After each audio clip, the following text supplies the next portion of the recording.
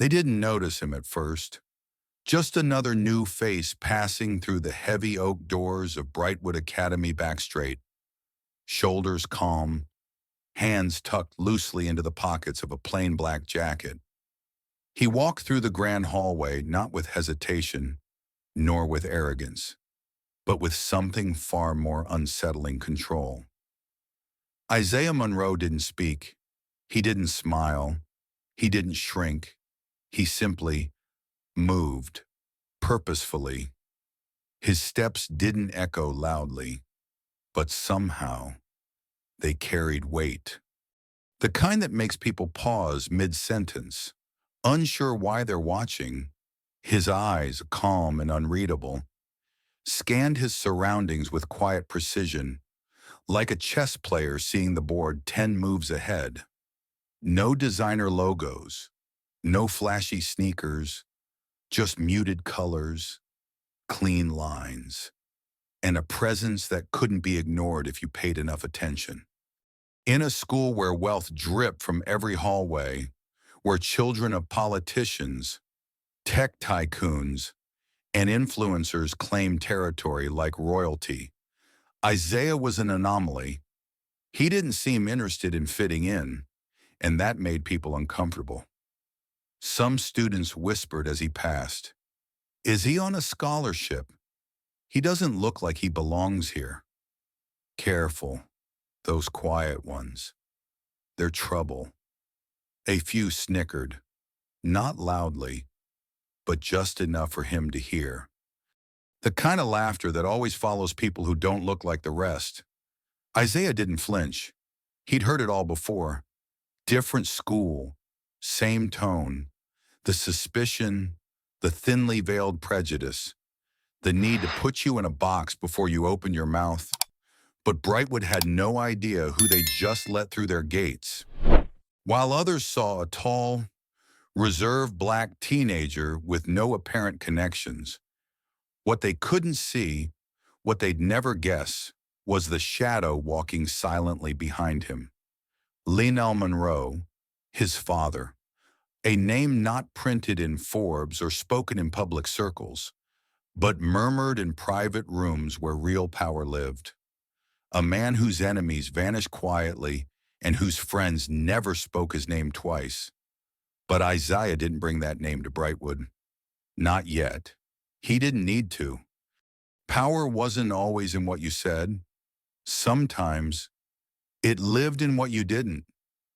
He found his locker, clicked it open, placed his books neatly, and for a brief second, allowed his gaze to drift down the hall to where a loud, smirking senior in a Letterman jacket strutted, trailed by laughter and sycophants.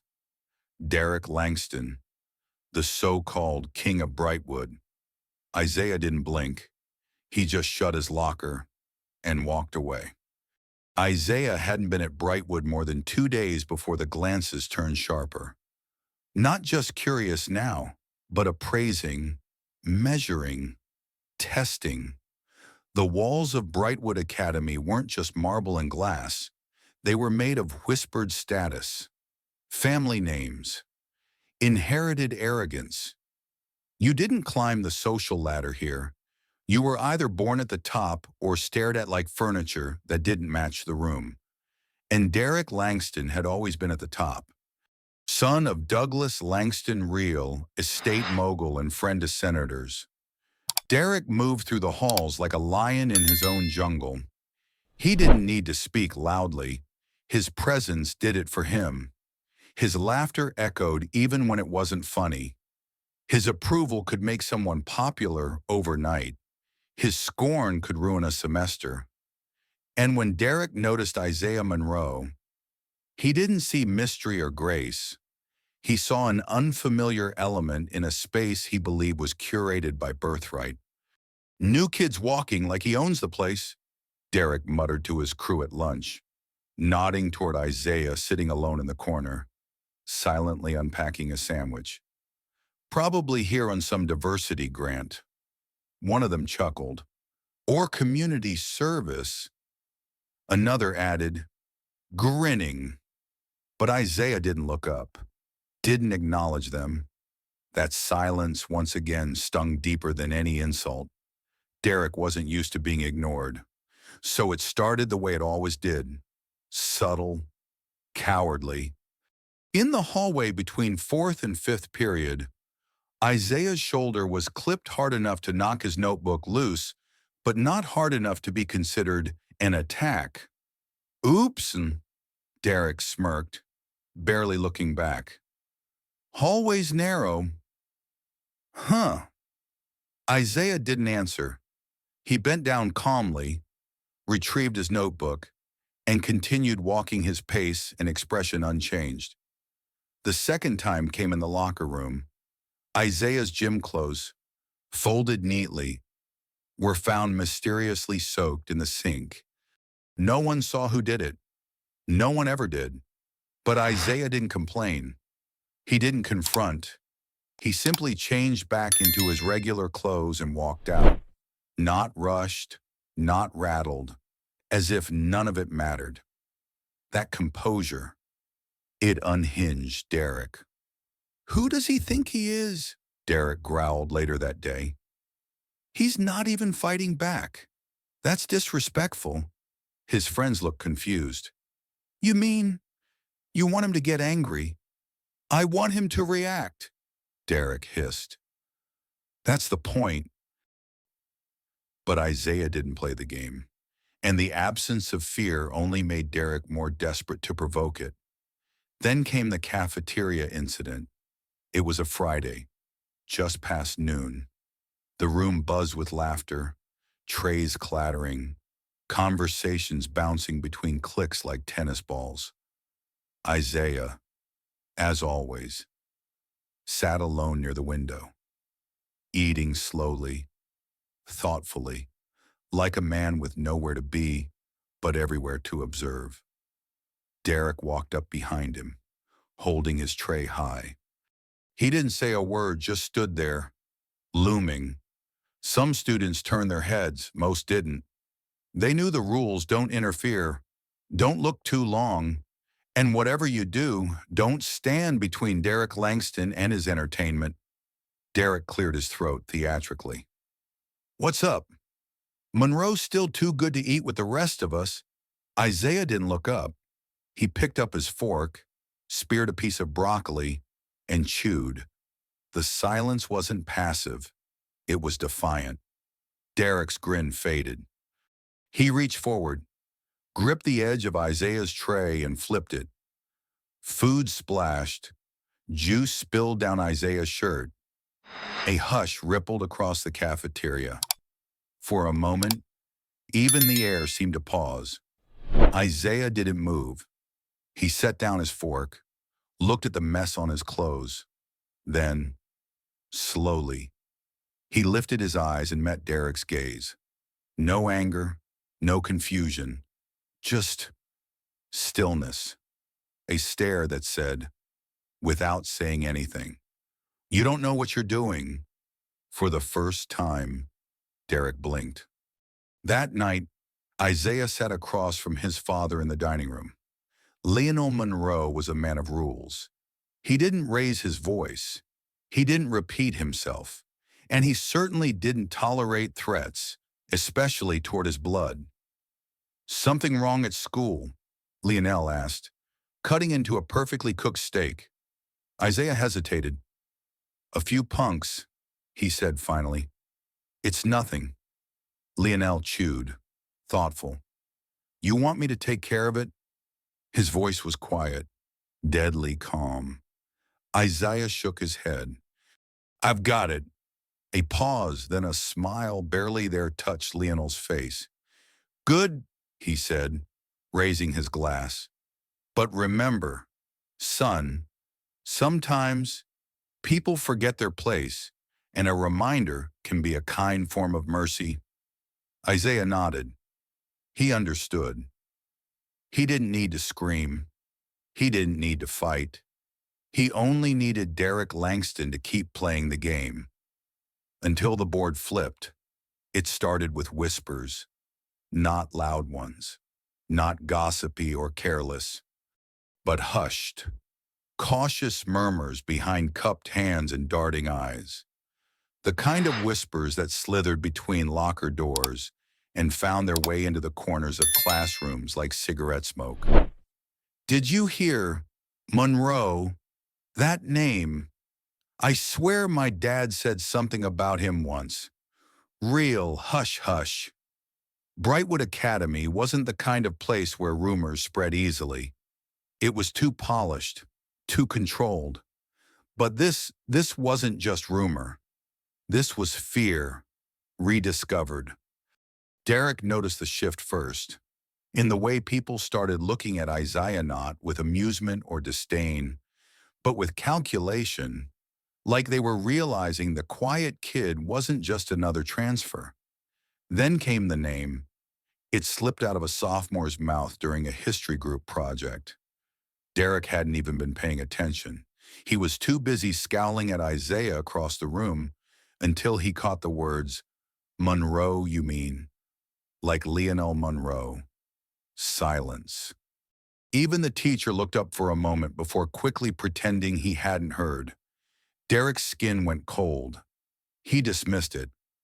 Of course, at first, there are plenty of Monroes, coincidence, but that night, something stirred inside him, a flicker of unease that wouldn't go away. So he asked his father over dinner, "Hey, Dad, you ever hear the name Leonel Monroe?" Douglas Langston paused. His fork hovered above his plate. His eyes darkened, not with anger, but something far more rare for him, hesitation. "Why?" Derek shrugged, trying to seem casual. "Just a kid at school. Might be related." Douglas put the fork down. "Stay away from that name." Derek. That was all he said. No explanation. Just that. And that was when Derek knew. He hadn't just bullied the wrong person. He had humiliated the son of someone powerful. Not the kind of power that hosted charity galas or sat on corporate boards, but the kind that never needed to raise its voice, the kind that didn't appear on magazine covers, the kind that could rearrange a man's life without ever being seen. Derek didn't sleep that night. His mind replayed every shoulder shove, every joke, every sneer, the flipped tray, the laughter, the silence. It wasn't just guilt, it was terror, because Isaiah hadn't reacted to any of it. And now, Derek understood why. Isaiah hadn't needed to. The next morning at school, Derek felt different, smaller. The hallways, once familiar, seemed narrower. The laughter around him wasn't comforting anymore. It felt distant, like it was happening in another world. He passed Isaiah in the corridor between periods. For the first time, he looked away first. Isaiah said nothing, just walked, as if Derek didn't exist. That silence hit harder than any punch ever could.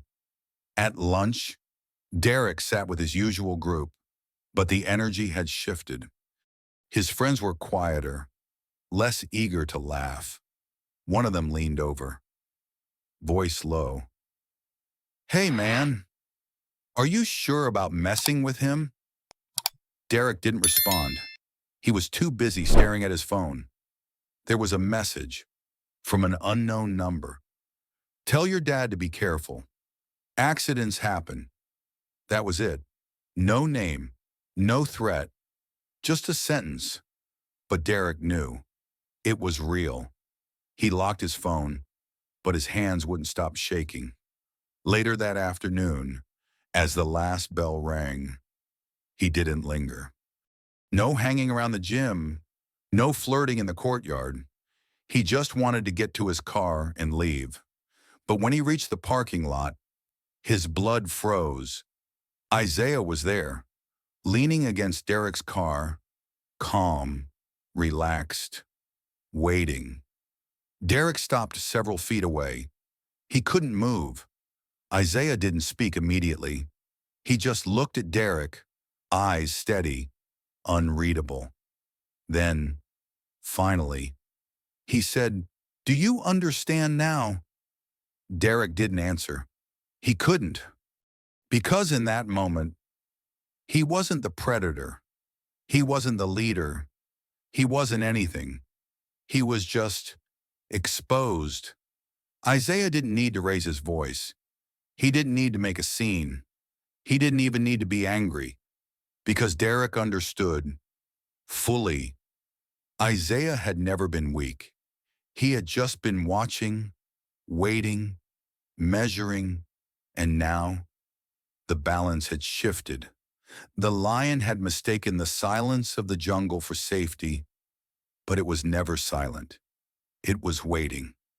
In the following days, Derek began to unravel. He avoided Isaiah, changed routes in the hallway, left the cafeteria early. Every time his phone buzzed, he flinched. Every glance over his shoulder felt like a warning. His friends noticed, and slowly, they backed away. No one wanted to be near the kid who had crossed a Monroe. Isaiah, meanwhile, didn't change. He still walked with calm steps, still sat alone, still never spoke more than necessary. But everything about him now carried weight, a presence, an unspoken message. You know who I am, and you know what I could do, but I didn't. And that was what scared them most. Because restraint from someone with power is more terrifying than rage from someone without it. The Friday sun was still high when Derek stepped out of the building. But to him, it might as well have been dusk. Everything felt dimmer now, muted. The world around him had changed. Or maybe it was him. For days, he had been walking like a ghost through Brightwood Academy. The stairs he once welcomed now cut him like glass. The laughter that once followed him now sounded like it belonged to someone else. He used to rule this place. Now, he was counting steps, counting glances, counting seconds between heartbeats. And there, waiting beside his car again, just like last week, was Isaiah Monroe. Not speaking, not posturing, just there. Derek stopped 20 feet away. His mouth felt dry. He looked around. The parking lot was mostly empty. A few students scattered in the distance, but no one close enough to witness what was about to unfold.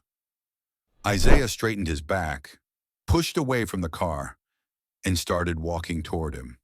Not fast, not slow, just deliberate. Derek didn't run.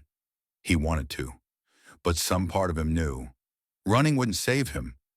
Isaiah stopped inches away. The distance between them was a breath. Then, with terrifying softness, he spoke. "You think this is about you?" The words hung in the air, echoing between the beats of Derek's pounding heart. Isaiah didn't wait for a reply. "You thought this school was yours to rule, that silence meant weakness, that if someone didn't push back, they didn't matter." His eyes didn't burn with anger. They were calm, and that made it worse. "But you were never in control." Derek, Derek swallowed. "Look, I didn't know who you were. I didn't mean—" Isaiah's hand lifted. A simple gesture. "Stop." His tone sharpened just slightly. "You knew exactly what you were doing. You just didn't think there'd be consequences." Derek's mouth hung open. No words coming. "The way you humiliate people. It was never about fun. It was about power. You liked watching people shrink. You liked being feared." A pause. "So tell me, how does it feel now?" Derek's voice cracked. "I'm not trying to—" But Isaiah stepped closer, his voice lowering. "You think I'm here to hurt you?" He tilted his head slightly, studying Derek like a puzzle he'd already solved. "If I wanted to ruin you, Derek, I wouldn't be standing here. I wouldn't need to speak. I wouldn't need to lift a finger. His voice dropped to a whisper. I'd make a phone call, and everything you know would fall apart, quietly. The blood drained from Derek's face. Isaiah stepped back again, giving Derek space to breathe, but his presence still filled the air. But that's not what I'm going to do. Derek blinked in disbelief. Why? Isaiah looked up toward the sky, then back at him. Because I'm not you. There was no pride in his voice, no need to boast, just a truth that settled between them like stone. But I want you to remember something, Isaiah continued, voice calm again. You don't get to hurt people and walk away clean. You don't get to laugh at pain like it's a game. His tone sharpened, like a quiet blade drawn in the dark. And next time you decide to target someone, you better pray they're not a Monroe. Then came the silence. And this time, it wasn't a void. It was a sentence. Derek stood frozen, his thoughts crumbling, his legs weak. Isaiah walked past him without another word, his steps echoing like a final judgment. Derek turned slowly to watch him leave. There was no applause, no one cheering, just a boy who carried the weight of restraint on his shoulders and left behind a wrecked king. That night, Derek couldn't sleep. He stared at the ceiling of his luxury bedroom, surrounded by things that used to matter, trophies, photos, designer sneakers lined up perfectly. But none of it meant anything now, because he knew. He had looked into the eyes of someone who didn't need to shout to be heard, didn't need to fight to win, didn't need to threaten to be feared. He had lost, not in a fight, not in public, but in silence, in the space between words, in the weight of what wasn't done. The next morning, Brightwood was quiet, not literally, but something had changed. When Isaiah walked into school, heads turned, not with mockery, not even with pity, but with caution, with reverence. No one said his name aloud. They didn't need to. The story had written itself. Derek didn't speak much that day. He sat in the back of class, eyes lowered, hands still. The swagger, the arrogance, the need to dominate, it was all gone. He'd learned the hard way what power really looked like, and it wasn't loud. It was quiet and deadly. Derek Langston no longer ruled the halls of Brightwood Academy. He still walked them. Yes, still wore his monogram varsity jacket, still slung his backpack over one shoulder like nothing had changed. But something had. Something deep. Something irreversible. And everyone knew it. He didn't shout in the locker room anymore, didn't smirk when teachers mispronounced names or when nervous students tripped over their words during presentations. He didn't even sit at the center of his usual lunch table. His friends, those who once laughed on cue, began sitting further away, like they didn't want whatever Derek carried now to rub off on them. No one said it out loud, but the shift was visible in every glance, every step. Derek had become a shadow, a ghost of the boy who once thought the world revolved around him. And the worst part, Isaiah never said another word. Not a threat, not a glance, not a smirk of satisfaction. He just lived, as if nothing had happened, as if Derek had never mattered at all.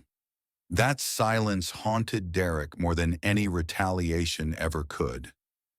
Because now, he was left to destroy himself bit by bit, from the inside out. It started with the dreams. Every night, Derek would jolt awake, gasping for breath, heart hammering in his chest. The scenes were always the same: Isaiah standing at the edge of a room, watching, saying nothing, while Derek crumbled into something smaller, something breakable. Sometimes Isaiah whispered just one sentence: "Do you think I'm weak now?" And Derek would wake drenched in sweat, clawing at his own blankets like he was trying to escape a truth that had already swallowed him whole. He stopped checking his phone after a while. Every buzz sent a jolt through him. Every unknown number felt like a countdown. Even when no new messages came, he could still feel the old one burned into his memory. "Tell your dad to be careful. Accidents happen." It wasn't loud, wasn't graphic, but it didn't need to be. It had said everything. Derek tried to return to normal. He forced a smile in the cafeteria, tried to rejoin conversations with old friends, but they didn't look at him the same way anymore. They didn't laugh when he joked. They didn't nod when he spoke. They just nodded politely, then looked elsewhere.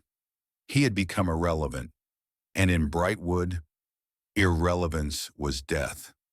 He walked past Isaiah once in the West Corridor. Their eyes didn't even meet. Isaiah just kept walking, composed, unmoved, and that cut deeper than any confrontation ever could. Because Isaiah didn't need to act powerful. He just was. Derek's father noticed the change too. At dinner, Douglas Langston asked, "Something going on at school?" Derek didn't answer. He just stared down at his untouched plate. His father leaned in slightly, his voice lower. "Is this about Monroe?" Derek flinched. That name, it wasn't just a surname anymore. It was a presence, a looming, quiet power that had infiltrated his life and flipped everything upside down. His father exhaled sharply, nodded as if confirming a suspicion. "You picked the wrong fight, son." Days passed, then a week, then two. The silence didn't fade. It deepened. Derek began walking faster in the halls, avoiding crowded areas, skipping lunch entirely. He wasn't afraid of Isaiah showing up. He was afraid of what he had already become, a prisoner of his own fear. And Isaiah, he was never cruel, never smug, never weaponized his power. That, somehow, made it worse, because Derek couldn't even blame him. Isaiah had given him a lesson without ever lifting a hand, and Derek had learned it too well. One Friday afternoon, long after most students had left, Derek sat alone in the gym bleachers. He stared at the polished hardwood floor, the echoes of bouncing basketballs now only memories in his ears. His fingers tightened around a crumpled note in his pocket, one he had written but never sent. "I'm sorry." 2 words. Simple, honest. But he didn't know who they were really for. Isaiah himself. Maybe both. When he finally rose from the bleachers, the school was quiet. The sun had dipped behind the trees, casting long shadows across the walls. As he walked toward the parking lot, he noticed a silhouette under the old oak tree by the gate. Isaiah, sitting calmly on the bench, flipping through a book, not watching him, not waiting, just being. Derek stood still for a long time. He could have walked over, could have said something, asked for forgiveness, or even just acknowledged what had happened. But he didn't. He turned and walked the other way, because he knew he wasn't ready to face silence again. And so, Brightwood moved on. New students came, new drama unfolded, but one truth remained. No one ever messed with Isaiah Monroe, not because of his fists, not because of loud warnings, but because of what happened when he did nothing at all. Because Isaiah Monroe taught everyone at Brightwood a lesson that no one ever forgot. True power doesn't need to shout, it just needs to be understood. Isaiah Monroe never changed the way he walked through Brightwood. He still arrived early, moving through the school's polished corridors with quiet certainty, still sat alone in the cafeteria, unbothered by the whispers that followed him like shadows, still spoke only when necessary, each word deliberate, measured not from fear, but from discipline. What had changed was everything else. People moved differently around him now. There was no formal announcement, no viral moment, no public fallout. But Brightwood understood. The silence left in Derek Langston's wake said more than any rumor could.